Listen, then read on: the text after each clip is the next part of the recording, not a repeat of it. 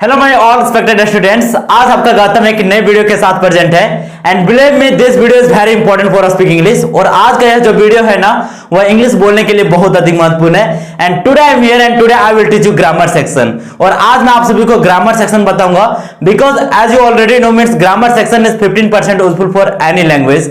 अगर आप किसी भी भाषा को सीखना चाहते हो ना तो ग्रामर सेक्शन जो होता है वो 15% उपयोगी होता है, right. Means as you already know means grammar section is the weapon that can be used to speak English very fluently.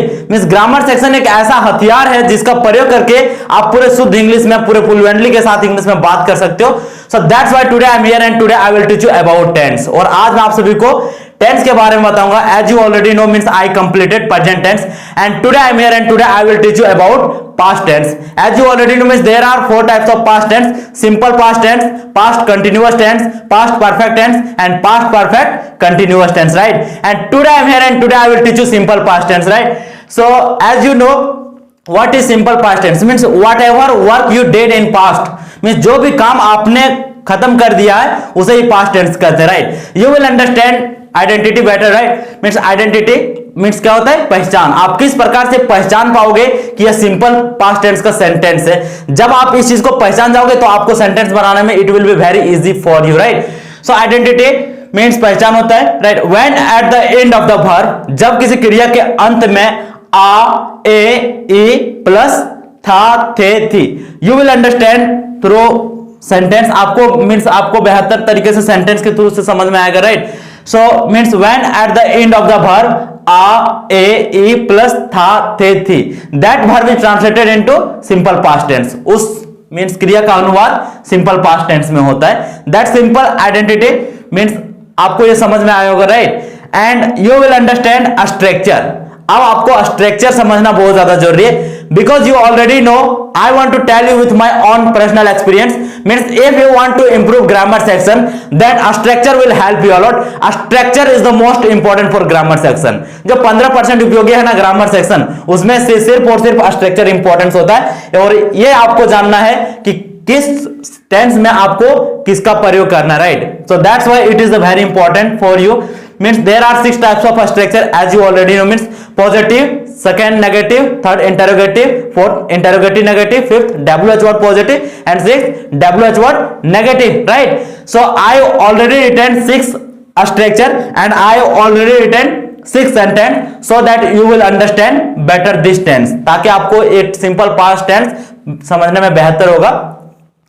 So first positive structure, this is very important. यही आपको समझना है कि कहां V1 का प्रयोग होता है, किस टेंस में V2 का प्रयोग होता है, किस टेंस में V3 का प्रयोग होता है, right. So subject plus V2 plus object, ये पॉजिटिव स्ट्रक्चर है, subject plus V2 plus object. अब आपको इसे सेंटेंस के थ्रू से समझना है क्योंकि मैं आपको सभी को बताया कि अगर आपको बहुत ज्यादा सेंटेंस बनाना है तो I want to tell you means आप ऑक्सफोर्ड करंट ट्रांसलेशन में जाओगे आपको बहुत सारा सेंटेंस मिल जाएगा और आपको एक पॉजिटिव स्ट्रक्चर का आपको बहुत सारे सेंटेंस को बना लेना है। लेकिन in this time means I will give you only one sentence, एक ही सेंटेंस दूंगा सो दैट यू विल अंडरस्टैंड। एक ही सेंटेंस से आपको समझना है बेहतर तरीके से, राइट। मींस मैं स्कूल गया, I already told you means when at the end of the verb आ ए ई, क्या है? मैं स्कूल गया आ, तो क्या होगा कि I went to school, subject plus V2, go का क्या होता है? V2 वेंट होता है, right. I went to school, that simple. I hope you got it this sentence and structure. And next negative sentence, this is very important. I want to tell you, यहां आपको एक चीज ध्यान में देना है कि कभी भी नेगेटिव में नॉट का प्रयोग नहीं होगा। सिंपल पास्ट टेंस की बात अगर मैं करूं तो क्या होगा? Subject plus did not plus V1 plus object, right.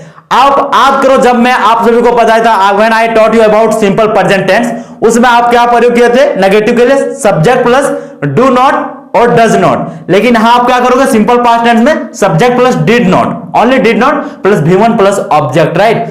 You will understand sentence. जैसे आप नहीं खाए थे, क्या है कि आप नहीं खाए थे मीन्स ए थे, मैंने क्या बताया था कि मीन्स आ ए ई प्लस था थे थी। What is this point? I hope you are getting my point. Means ए थे मीन्स क्या आप नहीं खाए थे। So what will you make? Means यहां देखोगे कि आप क्या है कि यू है, राइट। यू के साथ आप क्या बनाओगे? You did not it. Structure से समझ में आएगा बेहतर तरीके से। Subject plus did not plus V1 plus object. Negative के लिए आपको V1 का ही प्रयोग करना है। Listen here. Next interrogative. अब मैं क्या किया, इंटेरोगेटिव और इंटेरोगेटिव नेगेटिव को एक साथ ही लिख दिया। सिर्फ इंटेरोगेटिव नेगेटिव को नोट को मैं ब्रैकेट कर दिया so that you will understand better, right. Means interrogative structure did plus subject plus V1 plus object. Come to the point sentence. जैसे क्या आपने कोशिश किया, मींस क्या आप इंग्लिश बोलने की कोशिश की। Means I will ask you did you try to speak in English. This is a very important. Did you try to speak in English. Next interrogative negative. Did plus subject plus not plus V1 plus object. I hope you are getting my point. क्या उसने पत्र नहीं पढ़ा, क्या उसने पत्र नहीं पढ़ा, तो आप क्या बोलोगे, उसने का मींस क्या होगा, ही हो जाएगा। Means did he not read the letter. Means क्या होगा, सिंपल सा फंडा। Means did he not read the letter, right. And next WH word positive. WH word you already know what is WH word. WH word is very simple. Means when, how, where, why, what, this is WH word. जब आपको बीच में आपको दिखेगा ये सब means sentence, तब आपको WH word का प्रयोग करना है, right. WH word positive and WH word negative sentence you must know. WH word positive, WH word plus did plus subject plus V1 plus object। सबसे पहले क्या आएगा, WH word आएगा। For example you will understand better through sentence. जैसे वे लोग पटना कब गए थे, कब गए थे, वो आपको पूछ दे मींस कब गए थे, तो सबसे पहले कब का क्या होता है, when होता है, राइट। तो WH word फर्स्ट आएगा। WH word means WH word then did plus subject। Subject क्या होगा, they, then V1 plus object। When did they go to Patna?